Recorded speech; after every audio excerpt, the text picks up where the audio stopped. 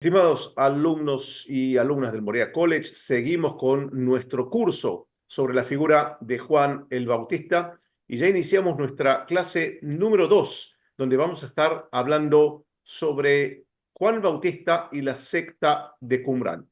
Y qué mejor que hablar sobre este tema que está vinculado con Qumrán, con el desierto de Judea, y estuvimos ya en la primera clase, si bien hablando un poco más por arriba sobre el vínculo de Juan el Bautista con Qumrán y, por supuesto, su accionar en el desierto de Judea. Entonces, ¿qué mejor que hablar de Qumrán sino que con el doctor Adolfo Reutemann, que ya mismo me comunico con él?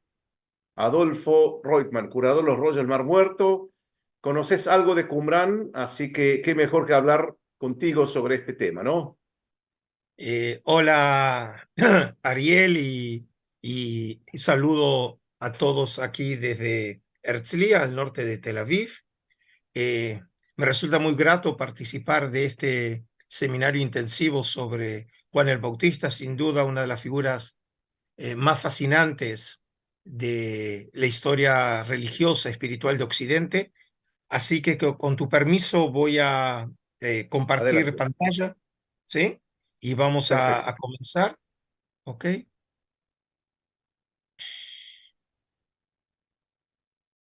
ok.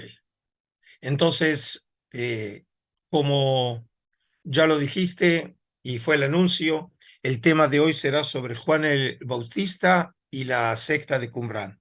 Así que comenzamos. Y, y quiero comenzar precisamente eh, tratando de explorar a Juan el Bautista desde la historia.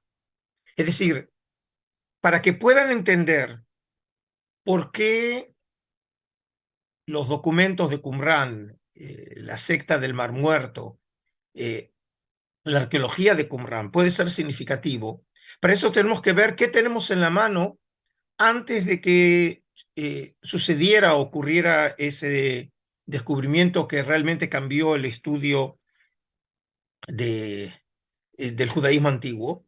Y quiero entonces explorar con ustedes los testimonios literarios y arqueológicos que presuntamente tenemos sobre Juan el Bautista. Los evangelios de Marco y de Mateo coinciden en presentar a Juan el Bautista por primera vez en la narrativa, contando que éste proclamaba en el desierto su mensaje escatológico, como está escrito en Mateos capítulo 3, versículo 1, convertíos porque ha llegado el reino de los cielos. Sin embargo, en ninguno de los casos, los evangelistas vieron la necesidad de introducir su figura con noticias sobre sus orígenes. A diferencia de estos dos evangelios, el evangelio de Lucas es el único que supo llenar este vacío en la información y darnos algunas noticias sobre Juan antes de que se apareciera en el desierto proclamando su mensaje de salvación. Más específicamente, el evangelio de Lucas es el único de los evangelios que nos ha dejado información, sea histórica o sea legendaria, sobre las vicisitudes del nacimiento milagroso de Juan el Bautista.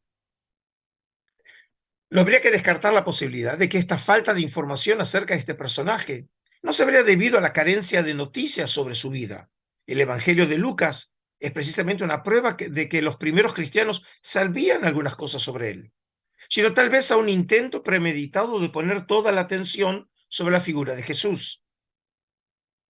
Sean cuales hayan sido las razones para el caso, es un hecho que solo Lucas 1 nos dejó algunas noticias sobre sus orígenes sacerdotales. Obviamente que no podemos saber hasta dónde esta información sobre los orígenes sacerdotales de Juan el Bautista serían un fiel reflejo de su abolengo.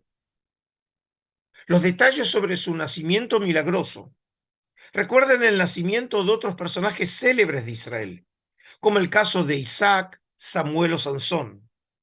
Por lo tanto, esta noticia tendría mucho de leyenda piadosa, propia de las aretologías, según la cual la singularidad del nacimiento evocaba el carácter divino de Juan. Sin embargo, la información sobre su origen sacerdotal podría tener visos de realidad. Al respecto vienen a cuento las palabras de Bajes Allegue.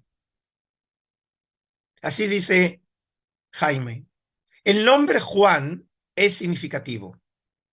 Tras él se esconde un trasfondo de carácter sacerdotal de la familia sadoquita, que había sido perseguida por Antíoco Epífanes IV. Precisamente este es el rey Seleucida, que siempre se menciona en ocasión de la fiesta de Hanukkah o de las luminarias que acabamos de celebrar hace unos días atrás, y que precisamente fue el que persiguió a los judíos con los decretos antijudíos allá por los años 60 del siglo II antes de nuestra era.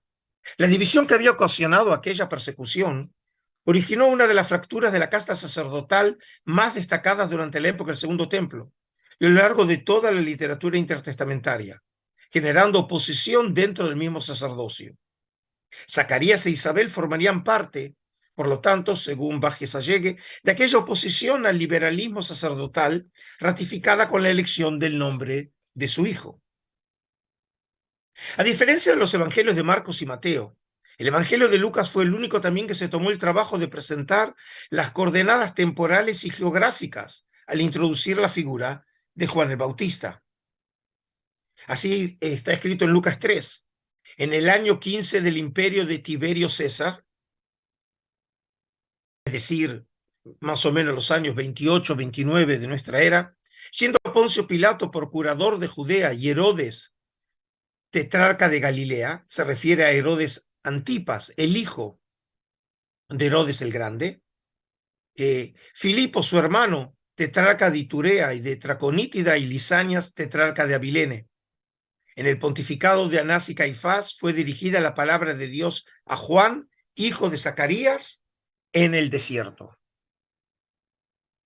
Sobre la actividad de Juan el Bautista en el desierto, proclamando su mensaje de salvación según los evangelios, hablaremos en detalle más adelante en la clase de hoy.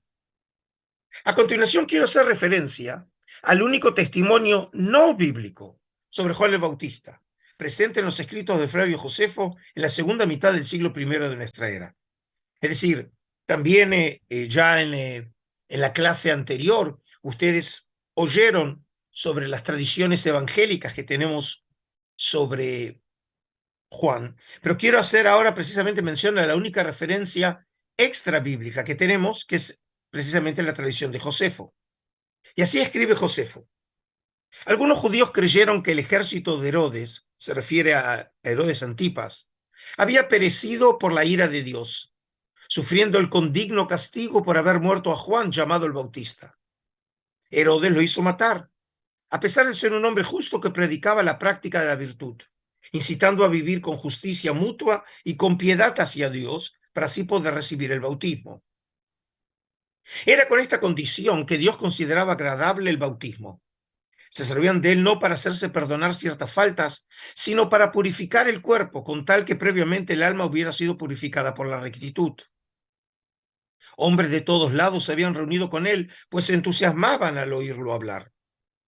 Sin embargo, Herodes, temeroso de que su gran autoridad indujera a los súbditos a rebelarse, pues el pueblo parecía estar dispuesto a seguir sus consejos, consideró más seguro, antes de que surgiera alguna novedad, quitarlo de en medio. De lo contrario, quizá tendría que arrepentirse más tarde si se produjera alguna conjuración. Es así como por estas sospechas de Herodes fue encarcelado y enviado a la fortaleza de Maquero, de la que hemos hablado antes, y allí fue muerto. Los judíos creían que en venganza de su muerte fue derrotado el ejército de Herodes, queriendo Dios castigarlo. Desde un punto de vista metodológico, existen dos aspectos que podrían afectar la credibilidad de esta información por parte de Josefo. El primero, Josefo no fue un contemporáneo de Juan, sino que vivió en la segunda mitad del siglo I de nuestra era. Por tanto, su testimonio no tiene el valor de ser un testimonio de primera mano sobre el accionar de Juan en la historia, sino antes bien una noticia que le habría llegado a Josefo de una manera indirecta, quizá una tradición oral o escrita, dado que para los años en que está escribiendo Antigüedades, que serían los años 90 del siglo I de nuestra era, Josefo ya está viviendo en Roma, es probable que esta tradición o esta historia, esta noticia sobre Juan la haya oído de los seguidores de Jesús que vivían en Roma para esos años. El segundo punto, todos los testimonios textuales de Josefo son cristianos, lo que prima facie convierte esta noticia en sospechosa. Sin embargo, la información de Josefo no parece tener rastro alguno de una influencia cristiana. La noticia parece ser bastante neutral, informando sobre su teología del bautismo sin ninguna referencia cristológica velada, como así también sobre la popularidad de Juan entre los judíos, que finalmente lo habría llevado a la muerte en manos de Herodes Antipas. En otras palabras, si en la noticia de Josefo se hubiera hecho referencia a Jesús o al bautismo de Jesús, o de alguna manera establecer una conexión con su figura, entonces podríamos dudar acerca de la originalidad de esa noticia. Pero como vimos, a pesar de que uno esperaría que eso sucediera, dado que todos los testimonios de Josefo son manuscritos cristianos, de todas maneras, como vemos, la noticia parece ser por lo menos bastante neutral.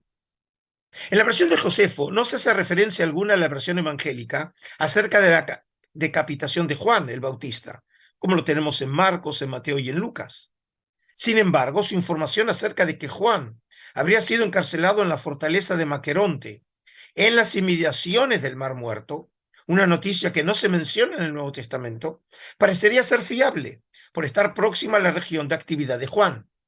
Y de aquí podemos entonces suponer que en realidad la tradición es una tradición independiente a la que nosotros conocemos en los escritos evangélicos y por lo tanto tiene realmente importancia desde el punto de vista histórico.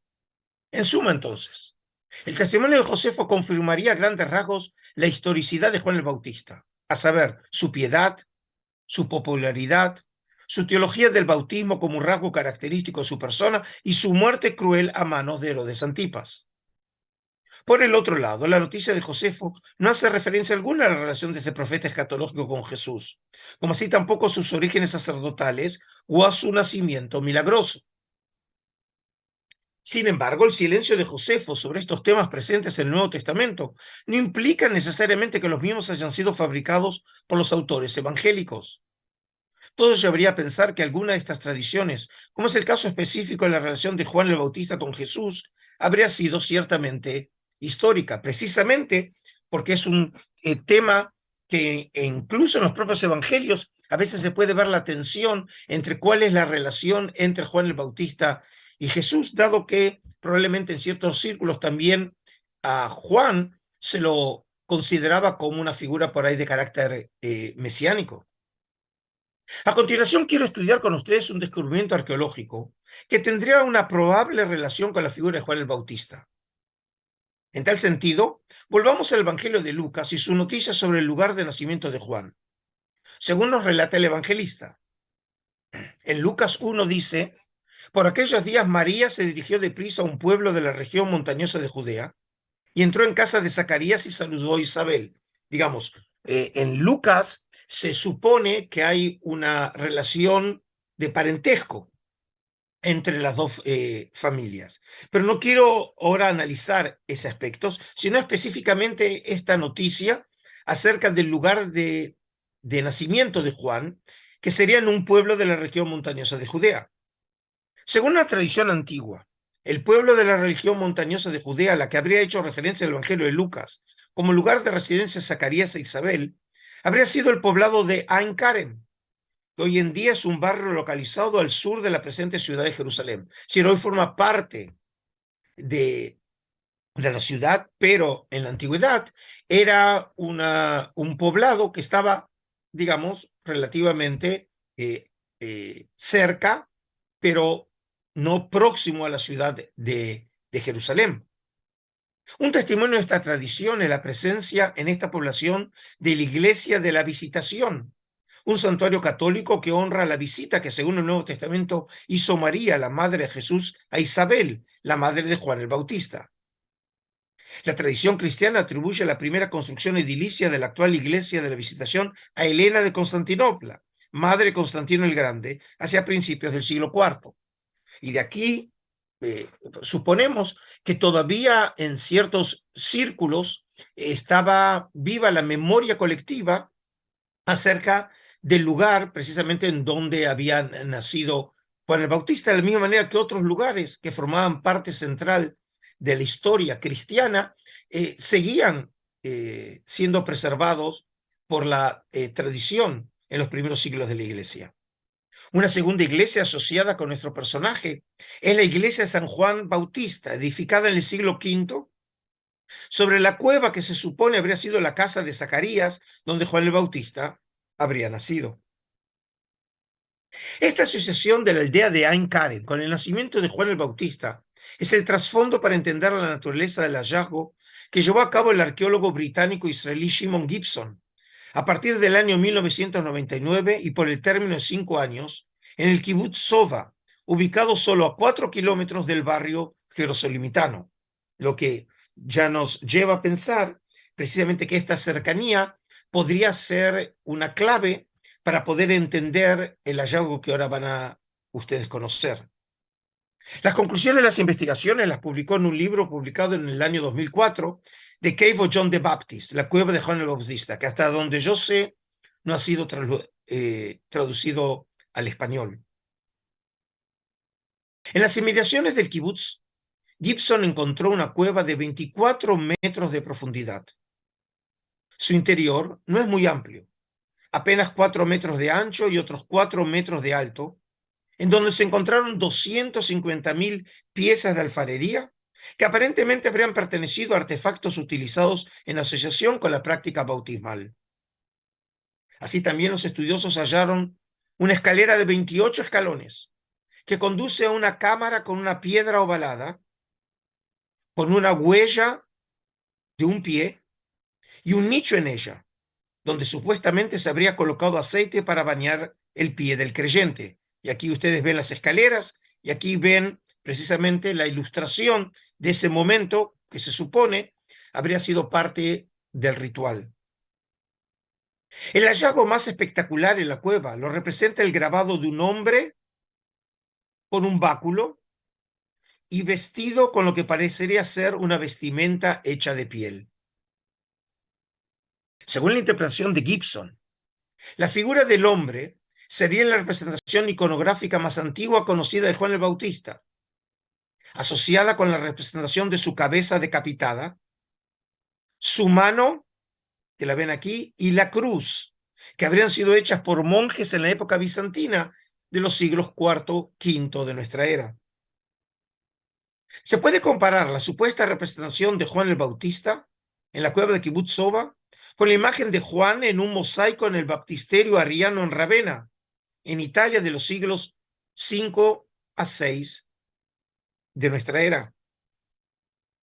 Como se puede ver en ambas representaciones, Juan aparece vestido con una piel de animal, sosteniendo su cayado en la mano izquierda, mientras que la mano derecha la tiene levantada en señal de bendición. Es decir, que básicamente lo que afirma Shimon Gibson es que esta representación, obviamente una representación burda frente al mosaico en el baptisterio, pero sigue un patrón de cómo tiene que ser representado Juan, que lo vemos precisamente en dos testimonios de lo que sería más o menos la misma época, es decir, la época bizantina, uno en la tierra de Israel y el otro en Italia.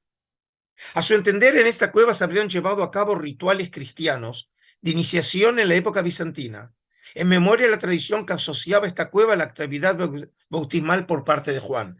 Es decir, él cree que los elementos que ve en la cueva, más la proximidad de esa cueva al lugar que probablemente fue de nacimiento de Juan, es lo que lo lleva a pensar que por lo menos en algún momento la memoria colectiva preservó la noticia de que en ese lugar se habrían llevado actividades por parte de Juan y por ahí el mismo Juan se habría recluido en ella.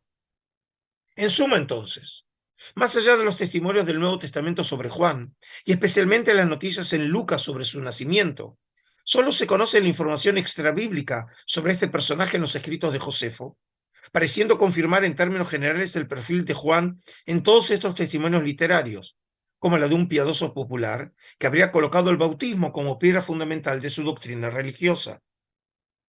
Asimismo, es excepcional el testimonio arqueológico que podría asociarse con Juan, como sería el caso de la cueva bautismal en el Kibbutz Sova.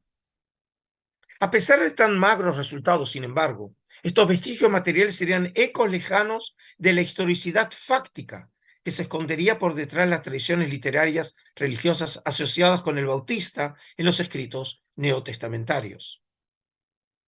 Por esto mismo, pues, cuando los rollos del Mar Muerto fueron hallados en las cuevas de Qumran entre 1947 y 1956, y por cierto, entre esos años, en esas cuevas se encontraron aproximadamente unos 25.000 fragmentos de manuscritos, y luego de ser reconstruidos tenemos en nuestras manos cerca de 1.000 manuscritos, la mayoría escritos en hebreo y una minoría en arameo y otras muy poca, entre 1 y 3% en griego, la mayoría escritos en cuero de animal, la minoría en papiro, y si además tenemos en cuenta que entre 1951 y 1956 se excavaron las ruinas de Qumran, que están próximas a la orilla noroccidental del Mar Muerto, la esperanza era que estos documentos, y en general todo este descubrimiento, podía ser de ayuda para certificar la historicidad de Juan el Bautista con referencias directas a su persona.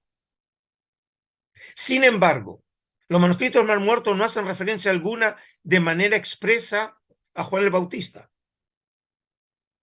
a diferencia de lo afirmado por algunos estudiosos, como el caso de Barbara Thiering, que era una profesora en Australia, que Juan habría sido referido de manera velada por medio del nombre Maestro de Justicia. Es decir, esta tesis fue rechazada por la comunidad internacional y por lo tanto todo intento de leer los manuscritos como de alguna manera documentos cristianos, digamos, no ha tenido realmente ningún éxito. Y de aquí entonces volvemos al punto que en tanto nosotros tenemos hoy, y la enorme mayoría de los manuscritos ya fueron publicados, lo importante es que no hay ninguna referencia expresa a Juan el Bautista en alguno de estos documentos. Siendo así el caso, entonces, en la segunda parte de esta clase, nos centraremos en explorar distintos aspectos de las tradiciones sobre Juan en el Nuevo Testamento a la luz de los rollos del Mar Muerto y la arqueología de Qumran, a los efectos de establecer si estos documentos judíos antiguos permitirían recuperar la dimensión histórica de este personaje envuelto hoy en día por la leyenda y la teología cristiana. Es decir, como ven, el desafío es muy grande, porque a pesar de que no hay ninguna referencia directa en los rollos a la figura de Juan el Bautista, lo que trataremos de ver si hay elementos, información en los rollos que sí puedan servirnos para iluminar la figura de Juan el Bautista y en última instancia también ratificar desde esa perspectiva también su historicidad. Entonces, en esta segunda parte quiero, precisamente como el objetivo de esta clase, es ver la figura de Juan el Bautista, los rollos del Mar Muerto y la secta de Qumran, y vamos a ver cuál es el resultado de esta manera de explorar la figura de Juan. Y primero quiero hablar sobre precisamente los comienzos de Juan. Como vimos más arriba, el Evangelio de Lucas fue el único que nos dejó alguna información sobre los comienzos de Juan el Bautista, más precisamente los detalles milagrosos de su nacimiento, como así también la noticia sobre su abolengo sacerdotal. Pero ¿qué pasó después con Juan? ¿Cómo fue su infancia? ¿Cómo vivió su adolescencia? ¿Cuál fue su educación y quiénes fueron sus maestros? Los evangelios no nos brindan ninguna respuesta específica a estas y otras preguntas. Más allá de sus orígenes sacerdotales, no se nos dice nada acerca de que Juan haya estado involucrado en actividades propias de su progenie sirviendo en el templo de Jerusalén, como lo había hecho su padre, como lo tenemos en Lucas, que precisamente cuando el arcángel Gabriel se le revela a Zacarías su padre es cuando él estaba sirviendo en el templo de Jerusalén. Solo se nos comunica que desde sus comienzos Juan habría sido un consagrado a Yahvé. En hebreo el término técnico es nazir, al que le estaba prohibido beber vino o licor, y haya sido consagrado como tal desde su concepción por toda la vida, según lo establece Lucas 1:14, o haya sido el resultado de una santidad autoimpuesta por Juan mismo debido a su piedad religiosa. Es decir, el texto habla precisamente de una práctica que le fue impuesto ya desde su nacimiento, pero puede ser que esto sea un desarrollo tardío, esta noticia, frente por ahí a la memoria de que realmente la figura de Juan era precisamente un consagrado a Yahvé, ¿sí? Sin ninguna referencia a esa revelación milagrosa por parte del arcángel Gabriel. Al final del capítulo 1 de Lucas, sin embargo, hay una noticia intrigante, insinuando algo sobre la infancia y años posteriores de Juan. En Lucas 1, en el versículo 80, dice así: el niño crecía y se hacía fuerte espiritualmente, y vivió en lugares desiertos hasta el día en que se dio a conocer a los israelitas. No todos están convencidos de que esta breve noticia sea cierta. Pero en caso de serla, esta tradición sobre la infancia de Juan parecería referirse a algún tipo de experiencia espiritual que habría afectado a nuestro personaje durante esos años juveniles. ¿Qué le habría pasado? Ciertamente no lo sabemos, pero lo que sí sabemos es que debe haber sido una experiencia muy fuerte, hasta el punto de motivarlo para dejar su pueblo y la ciudad de Jerusalén e ir al desierto y vivir allí durante un quizás largo tiempo. Y puede ser que la tradición que en la época bizantina conocían que en esa cueva próxima a Encarem habría permanecido Juan, tal vez haya sido parte de este movimiento de Juan de alejarse precisamente de su lugar de nacimiento y retirarse, ¿sí? En camino a lo que el texto dice, al desierto. ¿Acaso habría estado relacionada con el nazireato? Siendo una persona entregada de manera incondicional a Yahvé, entonces su manera de vivir asociada con el nomadismo, lo salvaje y la no civilización habría representado en sí mismo una expresión simbólica de la pureza cuasi edénica. Como sea, no sabemos nada, ciencia cierta, sobre esos años formativos y decisivos en la vida de Juan el Bautista. Sin embargo, hay una noticia de Josefo que podría llenar el vacío de información sobre este capítulo oscuro en la vida de Juan. En su autobiografía, Josefo, un jerosolimitano de abolengo sacerdotal, nos contaba sobre la experiencia que vivió cuando tenía 16 años. Y así cuenta Josefo sobre él mismo. Cuando tenía alrededor de 16 años, quise tener experiencia personal de las sectas que hay en nuestro pueblo. Son tres. La primera de los fariseos, la segunda la de los saduceos y la tercera la de los esenios, según he dicho en otras ocasiones. De este modo, pensaba yo, si conocía todas ellas, podría escoger la mejor. Y así, a fuerza de ser duro conmigo mismo y de soportar muchas cosas, pasé por las tres. Y después de haber comprobado que ninguna experiencia de aquellas me resultaba suficiente, oí hablar de un tal Vanus que vivía en el desierto. Llevaba un vestido hecho de hojas, comía alimentos silvestres, se lavaba varias veces de día y de noche con agua fría para purificarse, y me hice su discípulo. Y después de estar con él durante 3 años, una vez cumplido mi propósito, regresé a la ciudad. Según esta noticia, entonces, Josefo, un joven aristocrático de la ciudad de Jerusalén, decidió en un momento de su vida dejar su familia y la ciudad para ir al desierto y estudiar allí con Vanus, un carismático que vivía una vida solitaria de tipo salvaje. Hasta podríamos decir que parece un tipo de Tarzán judío. Teniendo en cuenta que Juan era también un sacerdote, según la noticia de Lucas, ¿acaso él habría decidido ir al desierto para tener una experiencia similar a la de Josefo años después? Y estudiar también allí con un maestro del tipo Vanus para hacerse fuerte espiritualmente. Con la magra información que tenemos no podemos dar una respuesta categórica al respecto, pero el paralelo entre ambos personajes es sugestivo. Según otros, un texto clave que podría echar luz sobre la misteriosa noticia de Lucas sobre Juan en lugares desiertos es la tradición presente en Josefo sobre los esenios, que como vimos era una de las tres que nosotros llamamos hoy sectas. Josefo habla de airesis, es decir, de grupos filosóficos o escuelas filosóficas que existían en el judaísmo antiguo.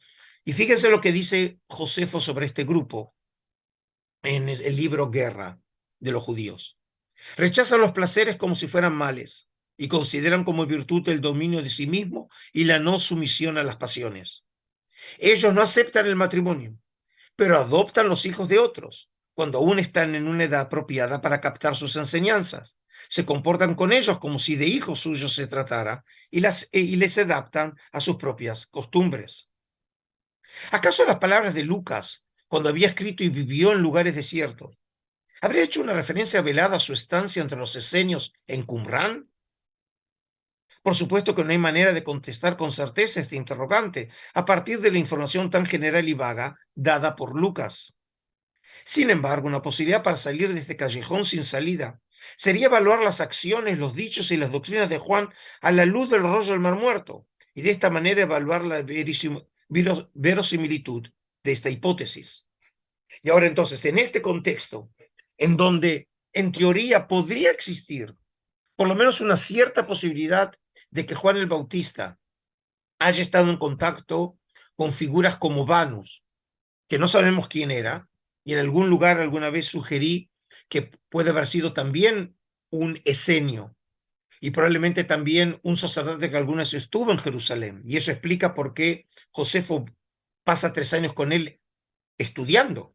Es decir, que era una persona que seguramente tenía una formación propia de los sacerdotes, o como tenemos en la tradición sobre los esenios, en caso de que teóricamente suponemos que haya tenido algún tipo de contacto, vamos a tratar ahora de explorar si hay elementos en la tradición sobre Juan Bautista que podría de alguna manera asociarlo con los esenios y con la comunidad del Mar Muerto. Y el primer tema que quiero explorar con ustedes es sobre la vocación de Juan y el profeta Isaías.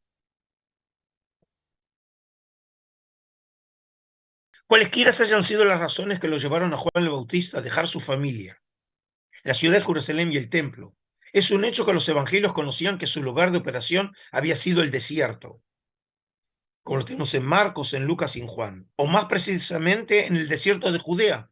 Mateo es el único que precisa de qué desierto estamos hablando, en la región del Jordán. Veamos cómo lo presenta este asunto el Evangelio de Marcos, considerado el más antiguo de todos los evangelios canónicos. Marcos 1 comienza el Evangelio de esta manera. Comienzo el Evangelio de Jesucristo, Hijo de Dios, conforme está escrito en Isaías el profeta. Mira, envío mi mensajero delante de ti, el que ha de preparar tu camino. Y aquí es una cita de Malaquías, capítulo 3, versículo 1. Voz del que clama en el desierto, preparad el camino del Señor, enderezad sus sendas. Isaías 40, versículo 3. Y apareció Juan bautizando en el desierto, proclamando un bautismo de conversión para perdón de los pecados. A pesar de guardar silencio sobre los comienzos de Juan el Bautista, sea por desconocimiento o por omisión voluntaria, es un hecho que Marcos sabía que Juan el Bautista había proclamado su mensaje de conversión en el desierto. Según esta noticia, Juan habría ido al desierto en cumplimiento de los oráculos anunciados por Malaquías, y especialmente por el prestigioso profeta de Israel, Isaías, hijo de Amós. Es decir, la razón por la cual la tradición textual trae a Malaquías 3 con Isaías es porque aparece una misma expresión, preparar el camino, ¿sí? Es decir, esa misma expresión aparece en Malaquías y aparece en Isaías 43. Y esto precisamente en el judaísmo antiguo, cuando se interpretaban los textos, una manera de conectar textos era precisamente trayendo textos que no están conectados en el contexto literario, pero que usan una misma expresión, y eso invitaba a conectar los textos. Y en este caso, la conexión de los textos era que mientras que Malaquías habla sobre un mensajero, luego se habla de la voz de que clama en el desierto, que sería ese mensajero, ¿sí? Pero ahora quiero centrarme específicamente en la cita de Isaías 43. Voz del que clama en el desierto, preparad el camino del Señor, enderezad sus sendas. Si estudiamos con más cuidado el versículo referido a manera de texto prueba de Isaías 43, para justificar la presencia de Juan en el desierto, uno llega a la conclusión de que el texto mencionado en Marcos sigue la lectura presente en la Septuaginta, que es la traducción griega de las Escrituras hecha por judíos en Alejandría entre los siglos III y I ante nuestra era. Es decir, aquí tienen acá arriba la versión de Marcos y luego tenemos la versión de Isaías 43 según la versión en griego. Phone boentos en teijeremoi, es decir, la voz del que clama en el desierto. Así lee el texto la traducción griega. ¿Qué podemos concluir a partir del uso de este oráculo de Isaías? ¿Acaso la cita de este oráculo habría sido un recurso utilizado por un escriba cristiano antiguo para legitimar la actividad de Juan en el desierto? Entonces trajo precisamente Isaías 40, versículo 3, para que sirva como prueba, como texto prueba. O tal vez el mismo habría sido un texto utilizado por el mismo Juan o su círculo. Según la tradición presente en el Evangelio de Juan, el mismísimo Juan el Bautista habría hecho recurso de este texto de Isaías para explicar su actividad en el desierto. Y aquí tenemos una tradición muy particular en Juan, capítulo 1, que cuenta lo siguiente. Los judíos de Jerusalén enviaron sacerdotes y levitas a Juan a preguntarle quién era. Y él confesó claramente, yo no soy el Mesías. Le volvieron a preguntar, ¿quién eres pues? ¿El profeta Elías? Juan dijo, no lo soy. Ellos insistieron, entonces eres el profeta que había de venir. Es decir, seguramente haciendo referencia al profeta mencionado en Deuteronomio capítulo 18, que sería tal vez el anuncio del regreso de un futuro Moisés. Contestó no. Le dijeron, ¿quién eres pues? Tenemos que llevar una respuesta a los que nos han enviado. ¿Qué puedes decirnos acerca de ti mismo? Juan les contestó, yo soy como dijo el profeta Isaías, una voz que grita en el desierto, abrid un camino recto para el Señor. Es decir que, siguiendo esta tradición, Juan habría visto en Isaías 40, versículo 3, el anuncio de su propia actividad. Es decir, según ese texto, él habría, con su figura y con su actividad en el desierto, habría cumplido precisamente el oráculo o el anuncio puesto de manifiesto en el oráculo de Isaías. A pesar de la evidencia de este texto, un lector objetivo y crítico podría dudar con justicia sobre la verisimilitud histórica de este texto, aduciendo que tal vez la noticia podría haber sido fabricada por un autor cristiano antiguo con un propósito apologético. En caso de que así fuera argumentado, ¿cómo sería posible establecer la autenticidad de esta tradición atribuida a Juan? En otras palabras, ¿qué tipo de argumento se podría traer para probar o desaprobar la veracidad de esta noticia? Es precisamente en este punto crucial que los rollos del Mar Muerto pueden ayudarnos para destrabar la cuestión. Veamos a continuación el siguiente texto en la regla de la comunidad, que este es un texto muy importante. Entre los primeros 7 rollos del Mar Muerto, uno de ellos es el regla de la comunidad, o llamado también como el Sere Hayahat, y del mismo en general se encontraron versiones, digamos, en algunos casos diferentes desde el punto de vista textual, y también más fragmentadas que la copia número 1, pero se encontraron otras 11 copias. Por lo tanto, estamos hablando de un texto muy importante para la comunidad del Mar Muerto. En la columna número 8 del manuscrito, precisamente su versión más completa, que es la que se encuentra en el Santuario del Libro, datada para el primer tercio del siglo I ante nuestra era, dice así: y cuando estos existan como comunidad en Israel según estas disposiciones, se separarán de en medio de la residencia de los hombres de iniquidad para marchar al desierto para abrir allí el camino de aquel. Es decir, aquel obviamente aquí es Dios, como está escrito, y aquí otra vez hace uso de un texto prueba. En el desierto preparad el camino de, y en el original aparecen 4 puntos, que es equivalente al tetragramaton, es decir, al nombre sagrado inefable de Dios, enderezada en la estepa una calzada para nuestro Dios. Es decir, otra vez cita Isaías 40, versículo 3. En este texto, el autor anónimo de la comunidad del Mar Muerto, haciendo referencia a los orígenes del movimiento, nos decía que los fundadores se habían separado de en medio de la residencia de los hombres de iniquidad, probablemente una referencia velada a Jerusalén, con el propósito de ir al desierto para abrir allí el camino de aquel, es decir, Yahvé.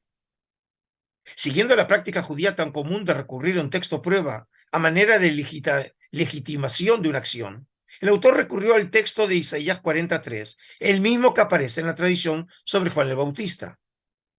Pero a diferencia de la versión del texto en el Nuevo Testamento, aquí la versión utilizada seguía la que nosotros conocemos por la tradición masorética, es decir, esa tradición textual que se fijó en el primer milenio y que quedó firmemente establecida en los manuscritos medievales, como el Códice de Alepo, que está en la colección Santuario del Libro, o, por ejemplo, en la versión del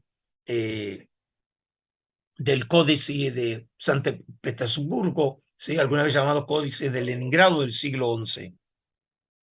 En el texto masorético, la manera en que hay que leer el texto es así. Una voz clama, dos puntos. En el desierto abrid un camino a Yahvé. Así es como hay que leerlo. Como ustedes seguramente ya prestaron atención, ambas tradiciones literarias hicieron referencias llamativamente al mismo texto, pero siguiendo dos lecturas alternativas, pero legítimamente posibles del texto, porque hay que recordar que en los textos antiguos no existían los signos de puntuación y por lo tanto los textos podían ser leídos de distinta manera. Fíjense ahora, en Marcos 1, el texto se lee voz del que clama en el desierto. En la regla de comunidad, las palabras voz que clama no aparecen. En la cita de regla de la comunidad se trae lo que anunciaba esa voz, es decir, en el desierto preparad el camino. Pero las primeras palabras desaparecieron. La pregunta a formular sería la siguiente. ¿Acaso el testimonio de los 70 sería el testimonio de una lectura judía antigua de Isaías 43, la cual habría sido conocida y utilizada por Juan el Bautista al legitimar a partir de las escrituras su ida al desierto para pronunciar su mensaje escatológico? O antes bien, la otra posibilidad, la misma habría sido una tradición textual transmitida por la Iglesia, según la lectura e interpretación de Juan el Bautista mismo. Esta última posibilidad fue sugerida por el profesor Emmanuel Toff, una de las grandes eminencias mundiales en estudios bíblicos en general y de los rollos del Mar Muerto en particular, y también de la Septuaginta, en un congreso sobre los rollos del Mar Muerto llevado a cabo en el año 2018 en la Universidad Hebrea de Jerusalén. Según él entonces, la tradición textual de los 70 se habría visto contaminada por la tradición neotestamentaria. En caso de ser cierta esta última posibilidad, entonces, la lectura masorética, ya testimoniada en la regla de la comunidad, porque como vimos en la regla de la comunidad, las palabras, la voz que clama no le era importante, lo que le era importante era el contenido de lo que la voz clamaba, que era en el desierto. Eso significa que los de la comunidad del Mar Muerto sabían cómo debía leerse el texto. Habría sido la lectura original conocida en la época, es decir, la que se ve reflejada en el texto de Qumran, la cual a su vez habría sido reinterpretada por Juan el Bautista en función de su mensaje escatológico. Y entonces, sea como fuera el caso, es de destacar el hecho de que tanto la regla de la comunidad como los evangelios echaran mano de Isaías 43 para dar cuenta de la presencia de la comunidad de Qumran y de Juan en el desierto. Es decir, eso es lo llamativo. Hay dos lecturas diferentes del mismo texto, pero ambas lo que tienen en común es que es el mismo versículo que es Isaías 40, versículo 3. ¿Cómo es difícil imaginar que ello hubiera ocurrido por simple casualidad? Entonces podría sugerirse como posibilidad de que Juan hubiera conocido el uso de este oráculo por parte de la comunidad del Mar Muerto para legitimar su ida al desierto, modificando eventualmente su lectura para presentarse a sí mismo como la voz anunciada por Isaías, clamando su mensaje en el desierto. Es decir, de aquí que probablemente se podría suponer que el testimonio que tenemos en el Evangelio de Juan sería testimonio de ese uso o de esa lectura que reflejaba el uso de Juan el Bautista de Isaías 40, versículo 3, y que la tradición textual, según afirma el profesor Emmanuel Toff, de los 70 reflejaría precisamente esta lectura de Juan, y por eso también la tradición textual del griego se vio contaminada por la interpretación de Juan el Bautista. En caso de ser cierta esta posibilidad, entonces, la probabilidad de que Juan hubiera conocido a los esenios de Qumran o incluso haber vivido con ellos ya no podría ser descartada del todo. La otro elemento que quiero explorar con ustedes, antes de concluir la clase, quiero hablar precisamente de algo que es tan característico de Juan, que es la práctica del bautismo. Un rasgo característico del mensaje religioso difundido por Juan el Bautista era su exigencia del bautismo de conversión para obtener por parte de Dios el perdón de los pecados, como lo vemos en Marcos. En otras palabras, Juan exigía de los judíos retornar al camino de Dios, en hebreo conocido como un proceso de teshuvá, refrendando esta actividad interior del espíritu humano por intermedio del ritual de ilustración. Según el anuncio de Juan, este retorno debía ser, por cierto, inmediato, sin dilación alguna, ya que el final de los tiempos estaba a las puertas de la nueva era. En Mateos 3 dice así: por aquellos días se presenta Juan el Bautista proclamando en el desierto de Judea: conviértanse porque ha llegado el reino de los cielos. Y luego continúa: gentes de Jerusalén, de toda la región de Judea y de toda la región cercana al Jordán salían a escucharle, confesaban sus pecados y Juan los bautizaba en el río Jordán. El bautismo de Juan era de carácter escatológico, en el cual había un elemento novedoso, a saber, la impureza ritual del cuerpo no podía ser removida sin una previa purificación del corazón, por medio de la confesión de los pecados. El perdón de los pecados, pues, estaba estrechamente unido con el bautismo. Asimismo, el bautismo de Juan presentaba otra innovación, sin parangón en los ritos de purificación conocidos entre los judíos. Juan mismo hacía de bautizador, en su calidad de mediador debido a su origen sacerdotal. Considerando el hecho de que en esos días el perdón de los pecados se obtenía por medio de los sacrificios, entonces la práctica de Juan habría tenido un significado simbólico polémico contra la teología promovida por los sacerdotes del templo. Es decir, a pesar de que en ningún momento vemos en las palabras de las tradiciones atribuidas a Juan una polémica concreta, específica, clara, manifiesta contra el templo de Jerusalén. Como lo sugerí en uno de mis libros, al hablar del templo, creo que detrás de la práctica de Juan el Bautista realmente se escondería una acción simbólica que manifiesta una protesta contra el templo de Jerusalén. En este sentido, pues, el Bautista habría promovido una línea religiosa alternativa a la seguida por el sacerdocio normativo, adoptando un paradigma de bautismo de conversión de los pecados, en clara oposición al paradigma de sacrificio, perdón de los pecados en Jerusalén. Este desarrollo conceptual tan original de Juan sobre el bautismo habría sido creado ex novo, es decir, de la nada, y sería una originalidad del pensamiento juánico, o se pueden encontrar antecedentes en el judaísmo de la época del cual el Bautista se podría haber inspirado.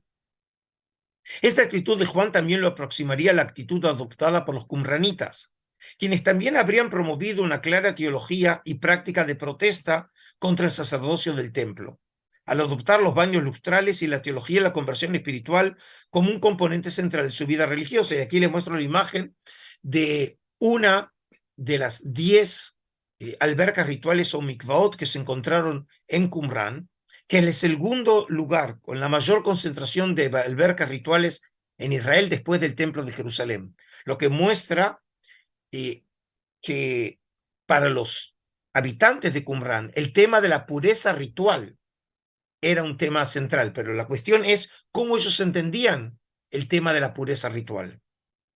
Por ejemplo, la regla de la comunidad columna 5 dice que no entren las aguas para participar en el alimento puro los hombres de santidad.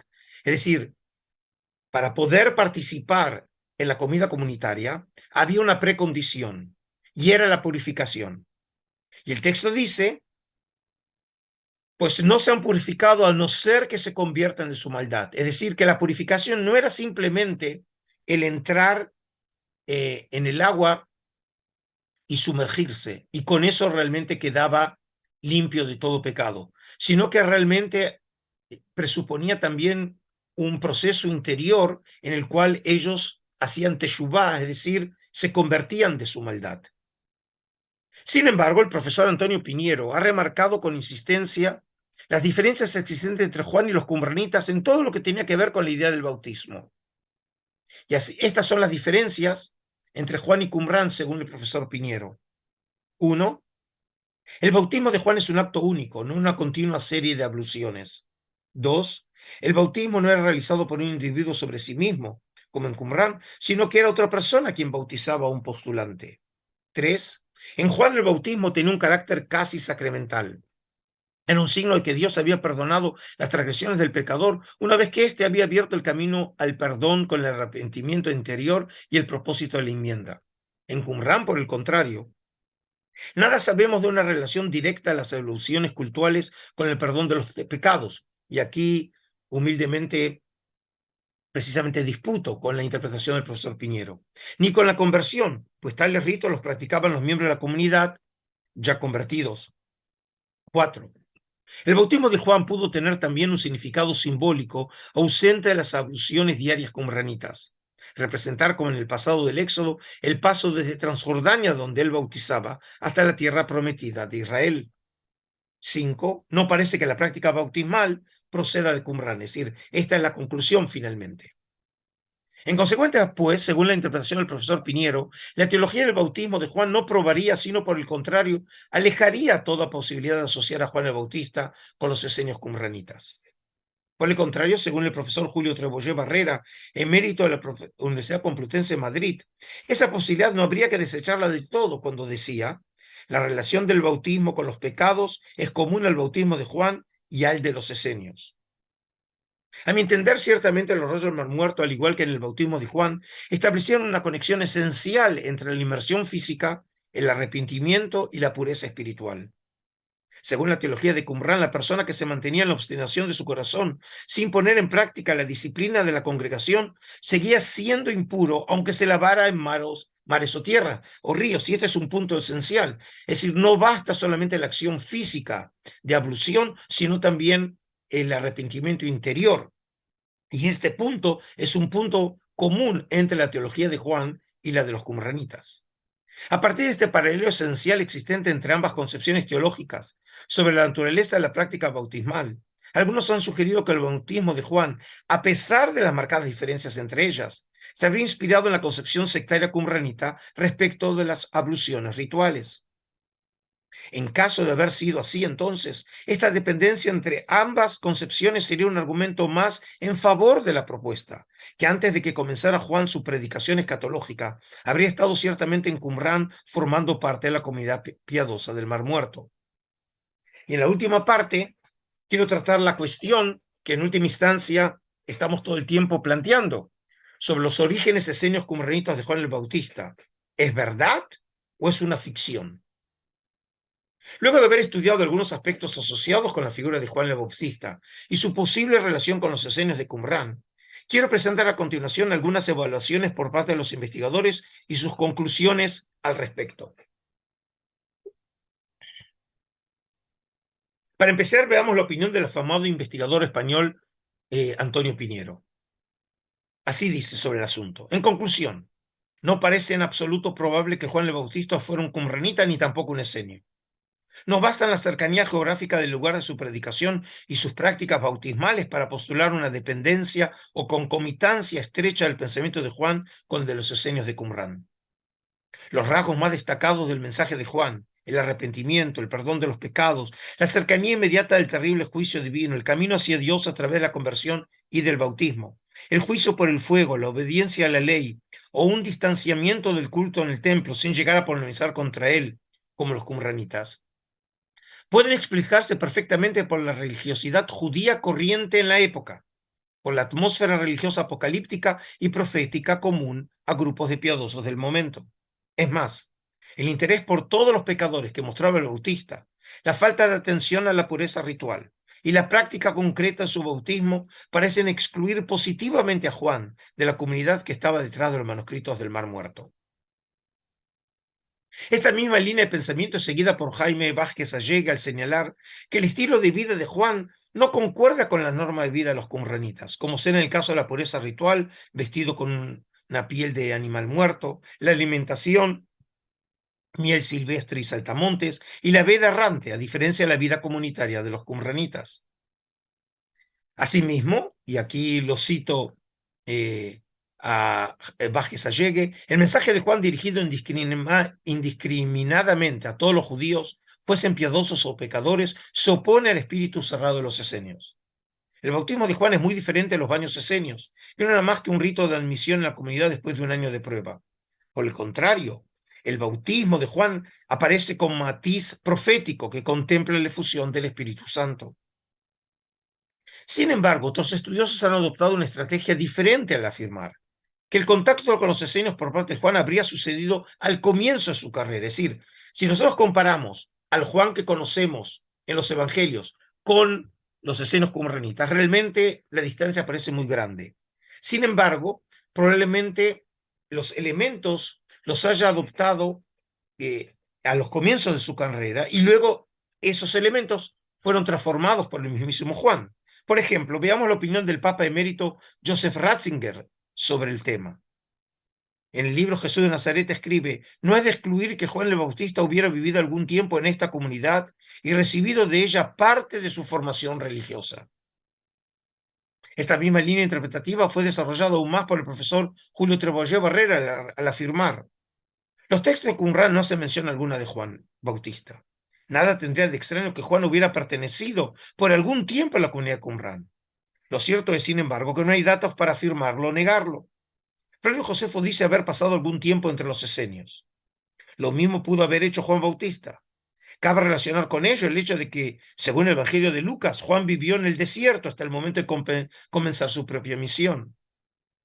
Si Juan formó parte de la comunidad qumránica, debió de abandonarla en un momento dado para seguir su propio camino y dedicarse a predicar un bautismo de conversión a todos los judíos sin distinción. Es decir, es cierto que hay elementos que lo diferencian, pero eso debe ser parte de la evolución que puede haber sufrido Juan y su pensamiento después de haber abandonado la comunidad del Mar Muerto. Pero no necesariamente eso significa que la semilla haya sido plantada en el espíritu de Juan precisamente en esos años formativos cuando sí habría estado formando parte de la comunidad.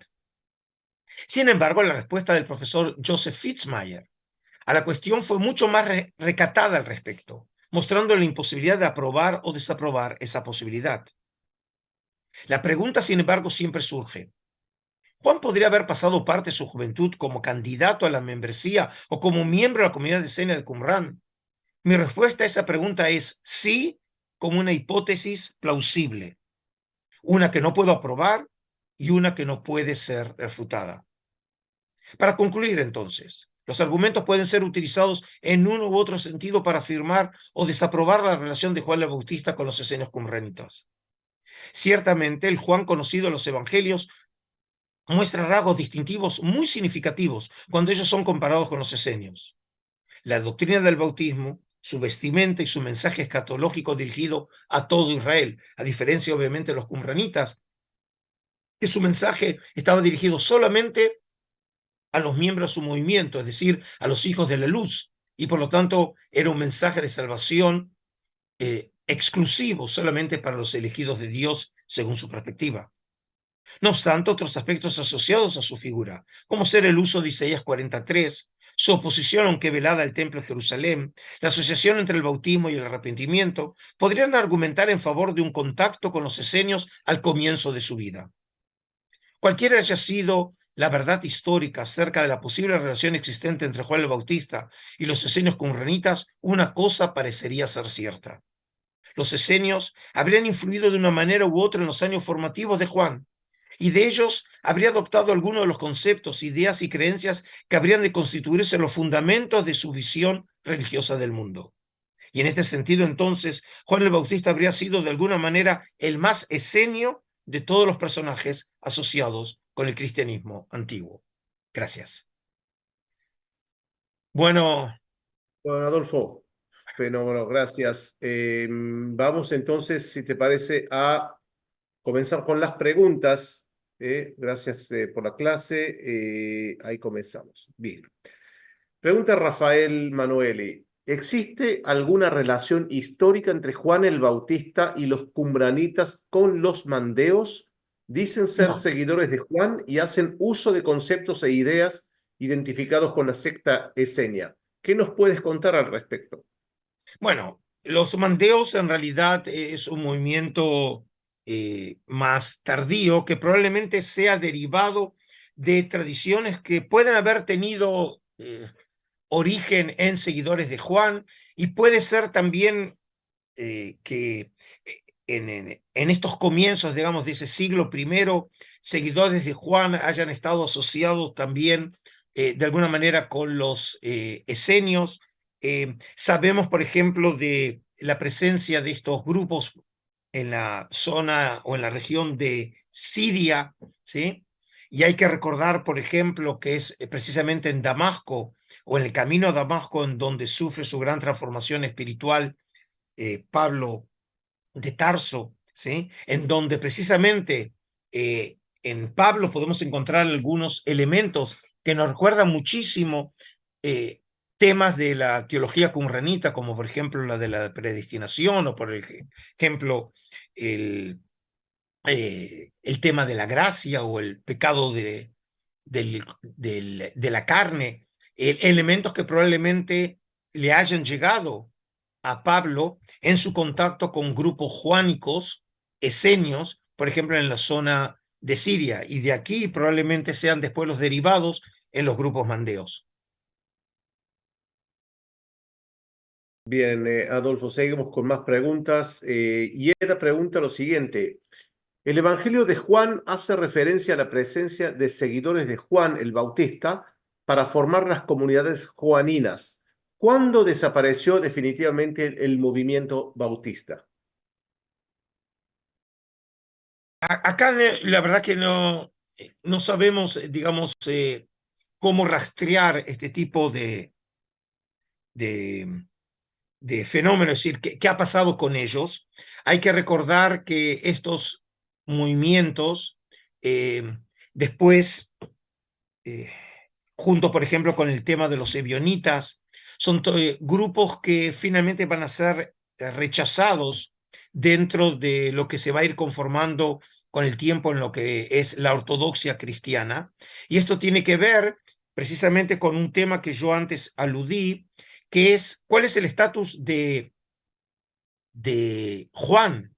Es decir, la manera en que se evalúa a Juan es generalmente en su condición de profeta escatológico, cuya única función es anunciar la venida de aquel que lo sigue, es decir, del Mesías. Y obviamente en una interpretación cristológica es la de Jesús. Sin embargo, en la realidad histórica, probablemente hay una tensión entre la figura de Jesús y la figura de, de Juan. Por ejemplo, el hecho mismo de que Juan bautice a Jesús lo muestra en este caso con una autoridad como aquel, por ejemplo, que bautiza a alguien que se ha o ha sufrido precisamente ese proceso de teshuvá, de arrepentimiento del pecado. Es decir, que en este caso, el hecho de que Jesús haya sido bautizado por Juan, como lo conoce la tradición evangélica, crea realmente una tensión en el estatus de ambos, ¿sí? Por eso, por ejemplo, la tradición que aparece en Lucas, en donde se muestra como que ya desde el mismo momento de la concepción con Juan, hay un reconocimiento acerca de la autoridad de Jesús y el estado de María, ¿no?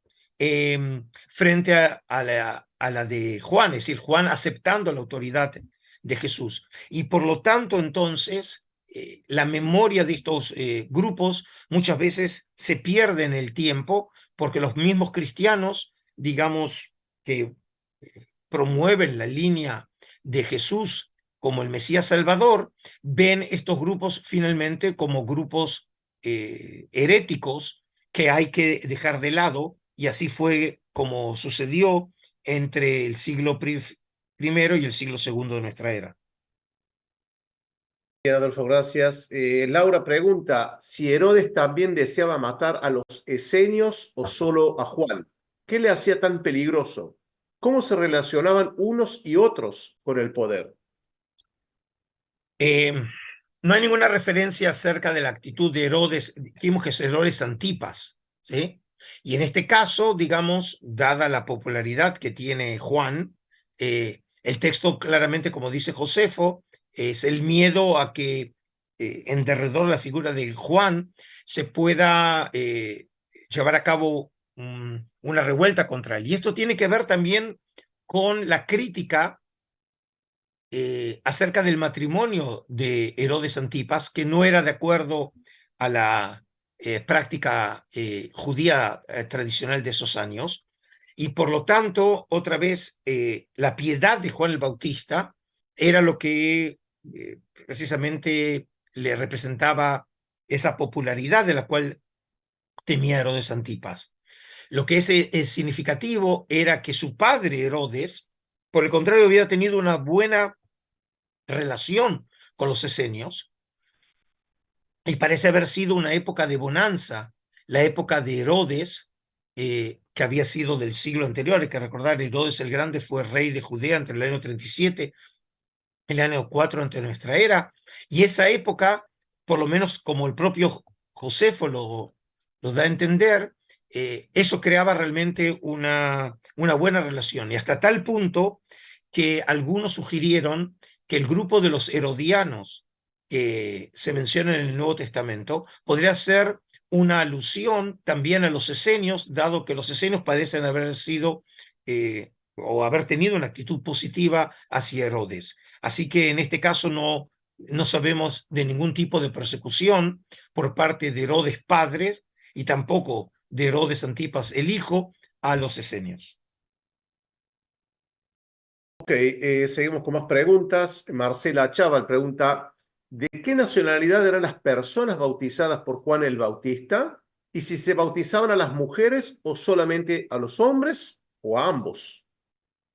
El texto lo que dice que la multitud venía de Jerusalén, no se hace referencia en este caso al origen o a las etnias de las personas, y tampoco el texto alude a una diferenciación o distinción entre hombres y mujeres, porque precisamente lo que caracteriza el movimiento de Juan, y esto va a ser un rasgo que luego se va a encontrar también en en el movimiento de Jesús, es un movimiento abierto a todos, es decir, abierto a los hombres, a mujeres, a pecadores, a leprosos, es decir, precisamente aquellos también que eran los que ocupaban lugares marginales en la sociedad.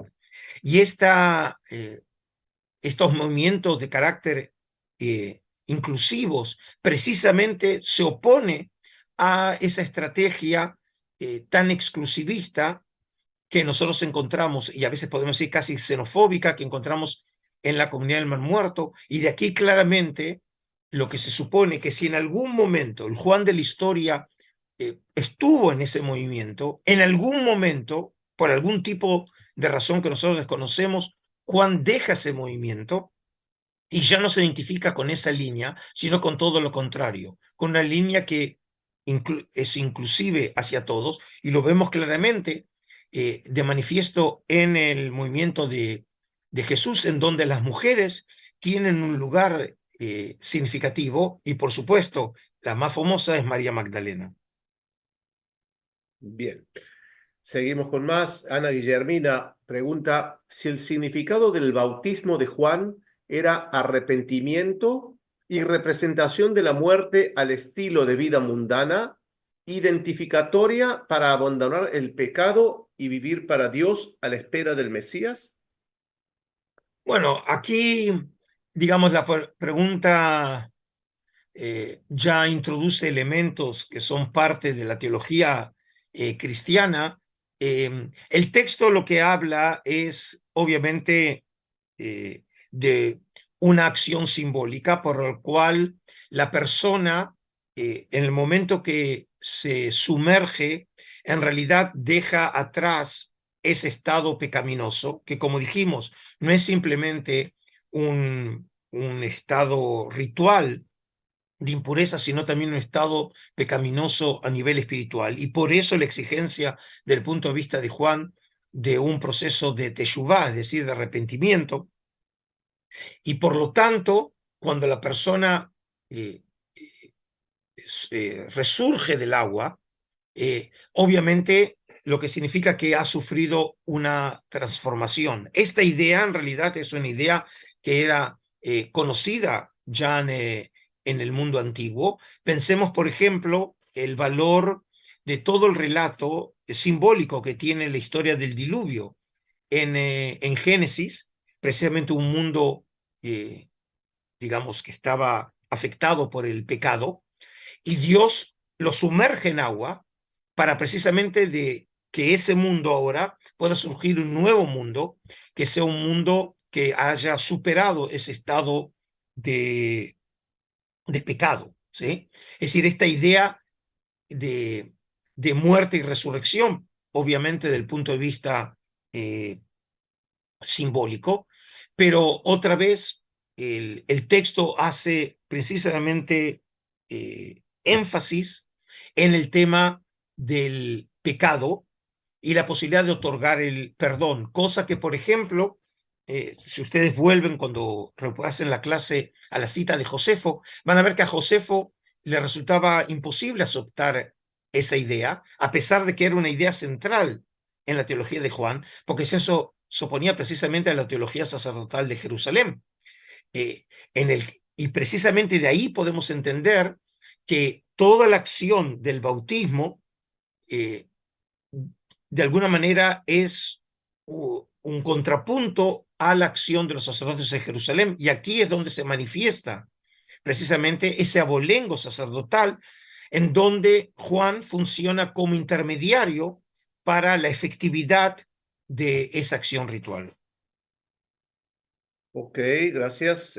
Aurora pregunta, ¿a cuál personaje menciona más ocasiones Flavio Josefo en Antigüedades Judías? ¿A Juan el Bautista o a Jesús? ¿Y por qué razón? En el caso de Juan, esa es la única tradición que tenemos nosotros sobre Juan.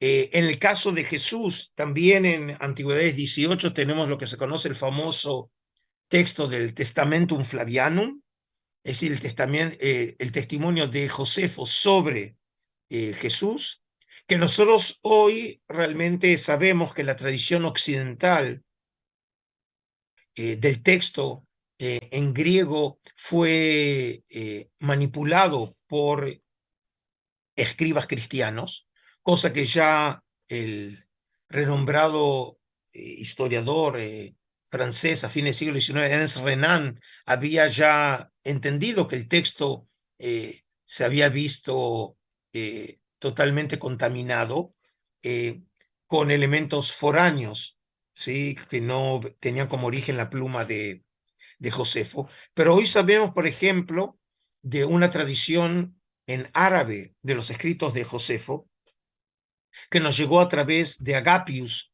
que era un cristiano, un árabe cristiano del siglo X, que él conoce una versión diferente del Testamento Flaviano.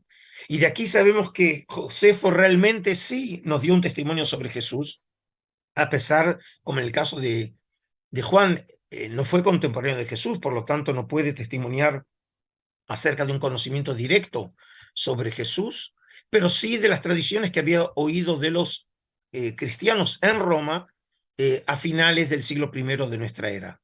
Y luego hay referencias cuando se habla del hermano de Jesús, de Santiago, que se hace también una referencia a Jesús, ¿sí? Pero esas son, digamos, las únicas veces en que Josefo hace referencia precisamente a Juan y a Jesús. Bien.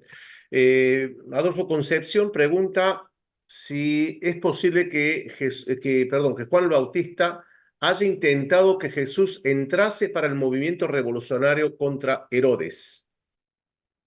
¿Podés repetirme la pregunta, por favor? ¿Es posible que Juan el Bautista haya intentado atraer a Jesús para un movimiento revolucionario contra Herodes? Bueno, nosotros no vemos en los textos que Juan haya encabezado un movimiento revolucionario.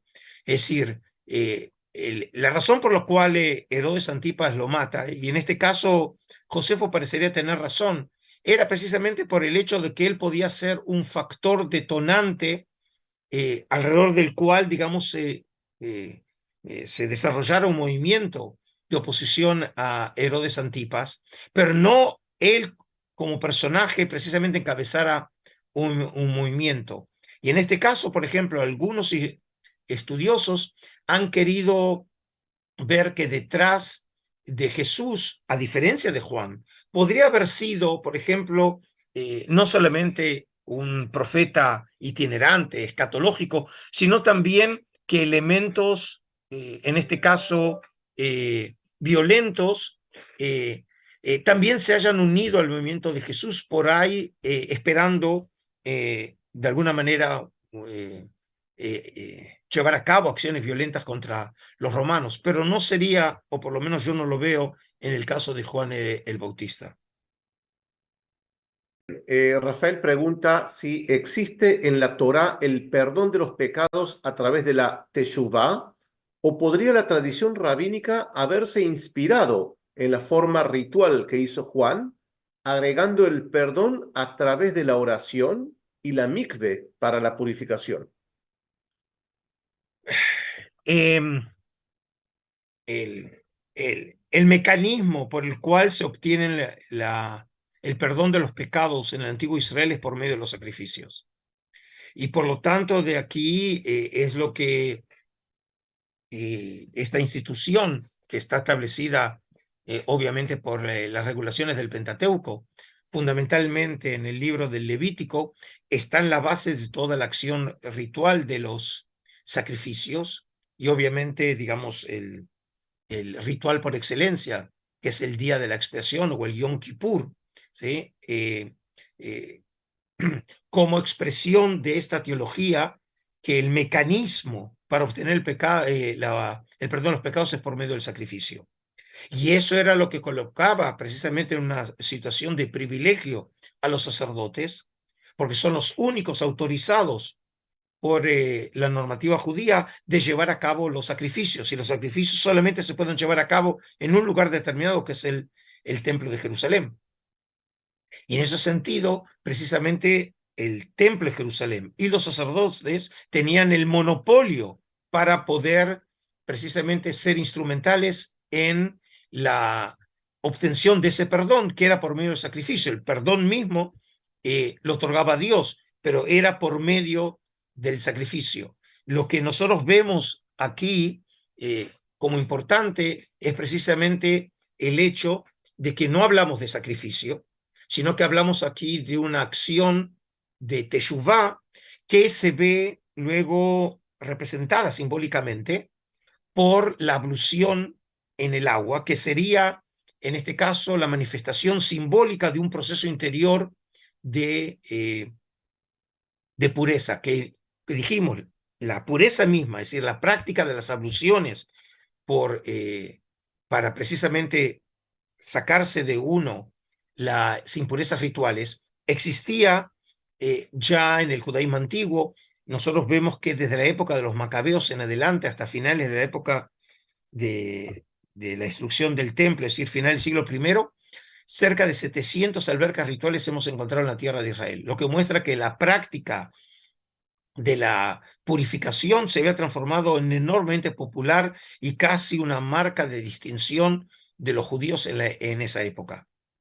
Lo que vemos de original en la comunidad del Mar Muerto, que realmente ellos crean un mecanismo por el cual se puede obtener el perdón por los pecados, sin pasar por los sacrificios de Jerusalén, porque ellos precisamente se oponían al templo de Jerusalén, se oponían al sacerdocio y por eso tuvieron que crear un mecanismo alternativo. Y esa sería la clave para poder entender de alguna manera de dónde le habría venido la inspiración a Juan el Bautista para ese mecanismo, que como dijimos, lo que tiene a su vez de particular es la función de Juan el Bautista como bautizador y además el hecho de que esa práctica estaba abierta y ese mecanismo estaba abierto ahora para todo Israel. Bien, estamos llegando al final. Yeda pregunta si es posible detectar qué fuente habrían utilizado los autores del Evangelio de Lucas para hablar de Juan el Bautista. Bueno, es siempre la pregunta del millón, ¿sí? No lo sabemos. Y como es la única tradición que tenemos es en Lucas, siempre podemos suponer que por ahí es una tradición apócrifa, ¿sí? Pero por lo menos mi humilde opinión, como la de otros, que probablemente aquí se esconde una tradición conocida en ciertos círculos, que por alguna razón el resto de los evangelistas la obvian, ¿sí? En algunos casos puede ser simplemente porque, como era conocido, la tradición, no vieron necesario traerla.